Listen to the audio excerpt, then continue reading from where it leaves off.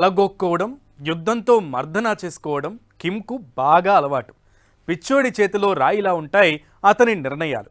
ఎప్పుడూ ఏదో ఒక రచ్చ చేయకుండా నిద్ర పట్టదనుకుంటా తన మార్క్ అరాచకంతో ప్రపంచాన్ని యుద్ధం అనే భయంలోకి నెట్టేస్తుంటారు. నార్త్ కొరియా ప్రజలు ఆకలితో అల్లాడుతుంటే కిమ్ మాత్రం ఆయుధాల మీద ఫోకస్ పెట్టారు. భారీ స్థాయిలో సూసైడల్ డ్రోన్లు ప్రొడ్యూస్ చేయాలని ఆదేశించాడు. ఇంతకీ ఇప్పటికిప్పుడు అన్ని ఆయుధాలు ఎందుకు? ఈ వెపన్స్తో విధ్వంసమా, వ్యాపారమా? కిమ్ ఇదంతా ఎందుకు చేస్తున్నాడు?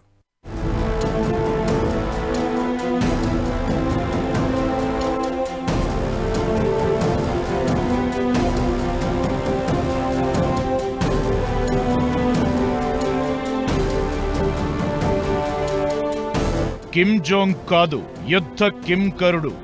యుద్ధంతోనే ఉనికి చాటాలి అనుకునే రకం. కిమ్ చర్యతో ఇప్పుడు మళ్లీ భయాలు. భారీగా ఆయుధాల ఉత్పత్తికి ఆదేశం. భారీ విధ్వంసమా, వ్యాపారమా? భారీ ఆయుధాలతో కిమ్ చేస్తోంది ఏంటి? ఓవైపు రష్యా యుక్రెయిన్ యుద్ధం, మరోవైపు ఇరాన్ ఇజ్రాయెల్ ఉద్రిక్తతలు. ఈ ఉద్రిక్తతలు దేనికి దారితీస్తాయో, ఏం చేస్తాయో అని ప్రపంచమంతా భయపడుతుంటే మరో వివాదానికి కాలు దూవుతున్నాడు ఉత్తర కొరియా అధినేత కిమ్. దక్షిణ కొరియాతో ఇప్పటికే ఉప్పు నిప్పులా ఉంది పరిస్థితి. అయినా సరే రష్యాకు సైన్యాన్ని పంపించారు. అలాంటిది ఇప్పుడు భారీ స్థాయిలో ఆత్మాహుతి డ్రోన్లు సిద్ధం చేయాలని ఆదేశాలు జారీ చేశారు. ఇదే ఇప్పుడు ప్రపంచాన్ని టెన్షన్ పెడుతోంది. ఈ ఆయుధాలతో కిమ్ ఏం చెయ్యబోతున్నాడు? విధ్వంసం సృష్టిస్తారా, లేదంటే ఆయుధాలతో వ్యాపారం చేస్తారా? ఎవరి మీద ఈ సూసైడ్ బాంబులు వెయ్యబోతున్నాడు? అదే జరిగితే ప్రపంచం పరిస్థితేంటి? యుద్ధం అనే మాటను సజీవంగా ఉంచితేనే తనకు ఉనికి ఉంటుందని అనుకుంటున్నాడా? యుద్ధంతో వ్యాపారం చేస్తున్నాడా? ఆకలితో అల్లాడుతున్న దేశానికి అదే ఆదాయం అనుకుంటున్నాడా? ఇలా రకరకాల అనుమానాలు వ్యక్తమవుతున్నాయి. ప్రపంచాన్ని టెన్షన్ పెట్టడం, ఉలిక్కిపడేలా చేయడం కొత్తేం కాదు కిమ్కు. అణు పరీక్షలు, అణ్వాయుధ పరీక్షలు, క్షిపణి ప్రయోగాలు, అది ఏదైనా మంచినీళ్లు తాగినంత ఈజీగా చేసేస్తుంటాడు. ఇప్పటికే రష్యాకు మద్దతుగా కిమ్ తమ సైన్యాన్ని పంపించాడు. ఆ బలగాలు యుక్రెయిన్ తూర్పు ప్రాంతంలో పాగా వేశాయి కూడా. ఇలా యుక్రెయిన్తో గోక్కుంటున్నాడు. అటు దక్షిణ కొరియాతో పంచాయితీ పెట్టుకుంటున్నాడు. ఈ పరిణామాల మధ్య భారీగా ఆత్మాహుతి డ్రోన్లు రెడీ చేయాలంటూ కిమ్ ఆదేశాలివ్వడం కొత్త టెన్షన్ పుట్టిస్తోంది. వేరే దేశానికి ఆయుధాలు విక్రయిస్తారా, లేదంటే తానే విధ్వంసం క్రియేట్ చేయాలని అనుకుంటున్నారా అనే భయాలు కనిపిస్తున్నాయి. తమ సైన్యం యుక్రెయిన్లో కాలు మోపిన సమయంలో కిమ్ ఇలాంటి ఆదేశాలు ఎందుకిచ్చారు అనే అనుమానాలు ప్రతి ఒక్కరిని వెంటాడుతున్నాయి. సూసైడల్ డ్రోన్లు రెడీ చేయాలని ఆదేశాలివ్వడమే కాదు, వాటి పరీక్షలను కిమ్ నేరుగా పర్యవేక్షించినట్టు తెలుస్తోంది. భూ ఉపరితలంతో పాటు సముద్రంలోని లక్ష్యాలను కూడా ఈ డ్రోన్స్ ఛేదించాయి. దీంతో ఆత్మాహుతి డ్రోన్లను భారీగా ఉత్పత్తి చేయాలని కిమ్ ఆదేశించారు. వీలైనంత వేగంగా ఉత్పత్తి మొదలు పెట్టాలని చెప్పినట్టు తెలుస్తోంది. ఉత్తర కొరియా మొదటిసారి ఆగస్టులో సూసైడల్ డ్రోన్లను ప్రదర్శించింది. రష్యాతో స్నేహం ద్వారా సంపాదించిన టెక్నాలజీతో ఉత్తర కొరియా వీటిని తయారు చేసింది. 2 ఏళ్ల కింద కూడా కిమ్ సైన్యం చిన్న చిన్న డ్రోన్ల దండును దక్షిణ కొరియా సరిహద్దులకు తరలించింది. వీటిని కూల్చడం దక్షిణ కొరియాకు పెద్ద సవాల్గా మారింది. అయితే సూసైడల్ డ్రోన్ల విషయంలో కిమ్ ఆదేశాలు యుక్రెయిన్లో తమ సైన్యానికి ఉపయోగపడేందుకా, దక్షిణ కొరియా సరిహద్దుల్లో ఉద్రిక్తతలను మనసులో పెట్టుకుని ఇచ్చినవా అనేది $1 మిలియన్ ప్రశ్నగా మారింది. ఇజ్రాయెల్కు చెందిన హరోప్ హీరో 30, రష్యాలోని లాన్సెట్ 3ను ఈ డ్రోన్లు పోలి ఉన్నట్లు తెలుస్తోంది. ఇజ్రాయెల్లో హ్యాకింగ్కు పాల్పడి ఇరాన్ ఈ సాంకేతికతను దొంగిలించిందని, ఇరాన్ నుంచి రష్యాకు, అక్కడి నుంచి ఉత్తర కొరియాకు ఈ టెక్నాలజీ చేరినట్లు తెలుస్తోంది.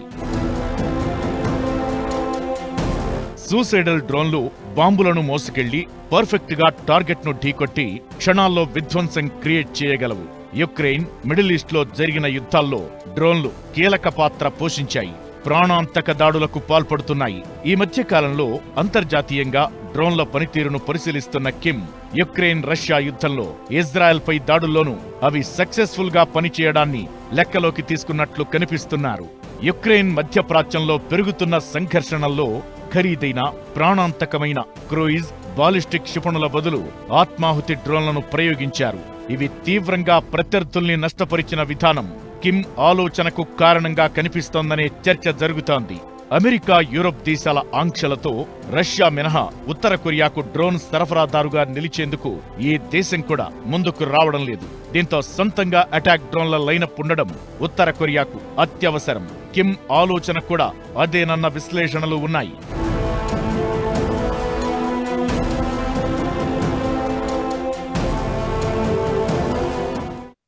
కానీ అస్తమానం అగ్రెసివ్గా నార్త్ కొరియా ఎందుకుంటానంటే మిగతా దేశాలు మా జోలికి రావద్దు, మమ్మల్ని ఓవర్ త్రో చేయడానికి మీరేం ప్రయత్నం చేయొద్దు, మేము బలంగా ఉన్నాం, ఏదైనా చేస్తామని చెప్పుకోవటానికి అది ఒక స్ట్రాటజీ. నార్త్ కొరియా ఆర్థిక పరిస్థితి అధ్వాన్నంగా ఉంది. జనాలు ఆకలితో అల్లాడుతున్న పరిస్థితి, నగదు కొరత తీవ్రంగా ఉంది. ఇలాంటి పరిస్థితుల్లో తామే స్వయంగా ఆయుధాలు తయారు చేసుకోవాలని కిమ్ భారీ డ్రోన్ల ఉత్పత్తికి ఆదేశాలిచ్చినట్లు కనిపిస్తోంది. దక్షిణ కొరియాతో గోక్కుని మరీ పంచాయతీ పెట్టుకుంటున్నాడు కిమ్. ఈ మధ్యే సియోల్ మీదకు కొన్ని డ్రోన్లు పంపించాడు కిమ్.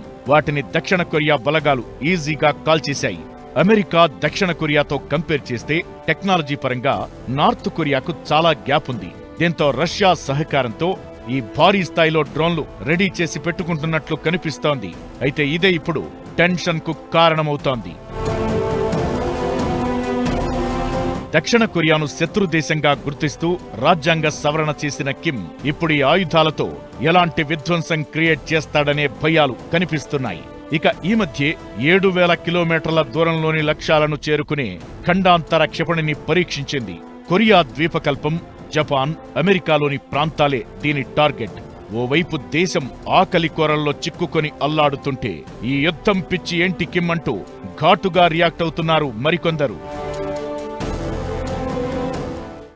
ఆకలి తట్టుకోలేక ఆత్మహత్యలు చేసుకుంటున్న జనాలు, కన్నీళ్లు మింగి ప్రాణాలు వెళ్లదీస్తున్న బతుకులు, ఆదాయ వనరులు లేక అతిగతి లేనట్లు మారిన ఆర్థిక పరిస్థితి. దేశం ఇంత దరిద్రంలో ఉంటే యుద్ధాల చుట్టూ, ఆయుధాల చుట్టూ కిమ్ ఎందుకు తిరుగుతున్నారు? అభివృద్ధి మాటే కిమ్కు తెలియదా?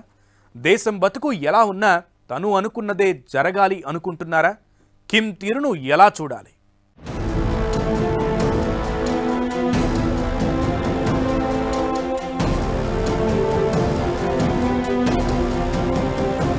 ఆకలితో ఆత్మహత్యలు చేసుకుంటున్న జనం, ఆదాయం లేదు, సాయం చేసేవారు లేరు. క్లిష్ట పరిస్థితుల్లో నార్త్ కొరియా ఆర్థిక వ్యవస్థ, అభివృద్ధిని వదిలేసి యుద్ధాలపై కిమ్ దృష్టి.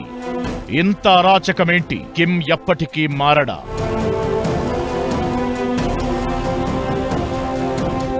యుద్ధమే బతుకు, యుద్ధంతోనే బతుకు అనుకునే రకం కిమ్.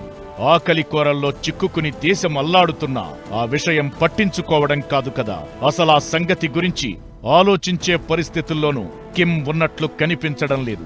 పైగా చట్టాలను మరింత కఠినతరం చేస్తూ జనాలకు చుక్కలు చూపిస్తున్నారు. జనాల ఆకలి బాధలను, దేశం అభివృద్ధిని గాలి కుదిలేసి యుద్ధం మీద, ఆయుధాల తయారీ మీద దృష్టి పెడుతున్నారు. అమెరికా లాంటి దేశాలకు సవాల్ విసురుతూ మరింత టెన్షన్ క్రియేట్ చేస్తున్నారు కిమ్. యుఎస్ అధ్యక్ష ఎన్నికలకు వారం రోజుల ముందు బాలిస్టిక్ మిస్సైల్స్ పరీక్షించి పెద్ద రచ్చకు కారణమయ్యారు. ఎవరు తమపై దాడి చేసినా అణుయుద్ధం తప్పదని అణు పరీక్షలతో వార్నింగ్స్ పంపిస్తున్నాడు. ఇప్పుడేకంగా ఆత్మాహుతి డ్రోన్ల ఉత్పత్తికి ఆదేశించడం కిమ్ అరాచకానికి అద్దం పడుతోంది.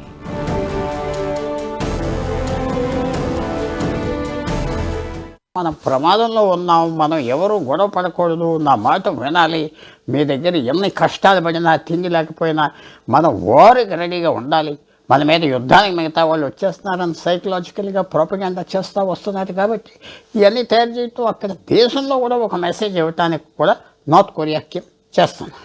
ఉత్తర కొరియా ఎప్పుడూ లేని ఆకలిని చూస్తోంది. 1990ల తరువాత మళ్లీ ఇప్పుడు అక్కడ పరిస్థితి అత్యంత దారుణంగా తయారైంది. 2020లో కరోనా సమయంలో సరిహద్దులను ఉత్తర కొరియా ప్రభుత్వం మూసివేసింది. దీంతో దేశానికి వచ్చే అత్యవసర వస్తువుల సరఫరాలు నిలిచిపోయాయి.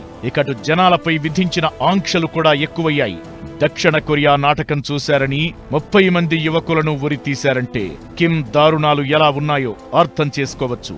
కరోనాతో చనిపోతారని సరిహద్దులు మూసేస్తే ఆ తరువాత పరిణామాలతో ఆకలితో చనిపోయే పరిస్థితులు వచ్చినట్లు కనిపిస్తోంది. ఇంత జరుగుతున్నా కనీసం మాట్లాడే స్వేచ్ఛ కూడా ఉత్తర కొరియా జనాలకు లేని పరిస్థితులు కనిపిస్తున్నాయి. ఉత్తర కొరియా జనాభా దాదాపు 2.6 కోట్లు. అయితే జనాలకు సరిపడా ఆహారాన్ని ఉత్పత్తి చేసే సామర్థ్యం ఉత్తర కొరియాకు ఎప్పుడూ లేదు. జనవరి 2020లో దేశ సరిహద్దులను ఉత్తర కొరియా మూసేసింది. చైనా నుంచి ఆహార ధాన్యాల దిగుమతులను కూడా నిలిపేసింది. మరోవైపు పంటల ఉత్పత్తికి అవసరమయ్యే ఎరువులు, యంత్రాల దిగుమతులను కూడా ఆపేసింది. దీంతో ఉత్తర కొరియా ఆహార సంక్షోభంలో చిక్కుకుంది. ఇకటు దేశ సరిహద్దులను కంచెలతో పక్కాగా మూసివేశారు. ఎవరైనా ఆ కంచెలను దాటి వెళ్లాలని చూస్తే షూట్ చేయాలని భద్రతా బలగాలకు కూడా ఆదేశాలిచ్చినట్లు ప్రచారం జరిగింది. దీంతో ఆకలి తట్టుకోలేక చాలా మంది ఆత్మహత్యలు చేసుకున్నారనే ప్రచారమూ ఉంది. ఆకలితో జనాలు ఇంతలా అల్లాడిపోతుంటే దాన్ని పట్టించుకోకుండా ఆయుధాల మీద కిమ్ సర్కార్ భారీగా ఖర్చు చేస్తోంది. 2022లో రికార్డు స్థాయిలో 63 బాలిస్టిక్ క్షిపణులను పరీక్షించారు. ఈ పరీక్షల కోసం మొత్తం 4,000 కోట్లకు పైనే ఖర్చు చేశారు. ఇది ఆహార ధాన్యాల కొరతను తీర్చేందుకు అవసరమైన మొత్తం కంటే ఇది ఎక్కువ.